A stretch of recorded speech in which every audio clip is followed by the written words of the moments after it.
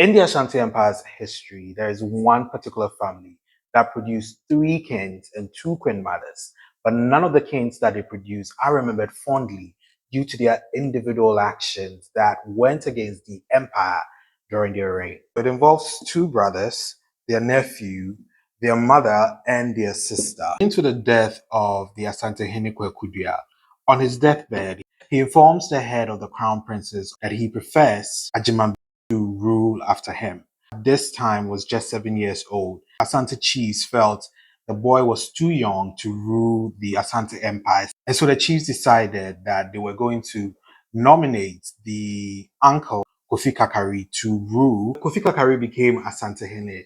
The Asantes had just lost to the British in the Second Anglo-Asante War. Instead of Kofi Kakari to focus his efforts on securing a victory for the Asantes, he ended up becoming a decision that the chiefs of the Asantes regretted very quickly. One of the most popular commodities coming from the Asante Empire around this time is gold. You would expect Kofi Kakari to spend his gold on the Asante army. He preferred to spend the gold lavishly on the women that he invited to his palace to dance for him.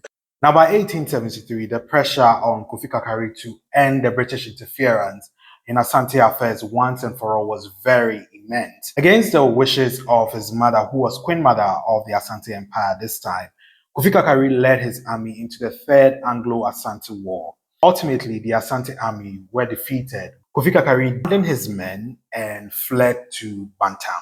While at Bantam, he visited the graves of his predecessors and proceeded to desecrate these graves. His mother discovered this crime and reported him to the Asante chiefs. This led the Asante chiefs to force Kofi Kakari to abdicate his throne and banish him from the kingdom.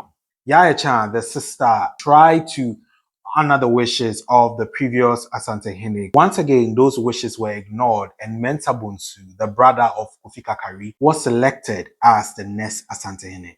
Now, I don't want to brag about this book, but it's been described as the African version of Game of Thrones or Lord of the Rings. If you're looking for your next fantasy read and you're looking for something that has magic, war, romance, and is based on a little bit of history, I would want to recommend the Surface Stream.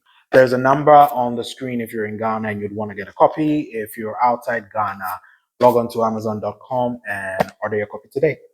Mensa Bonsu proved to be more unpopular than his brother. Right upon ascension, he made it clear that he had no intention of pursuing war.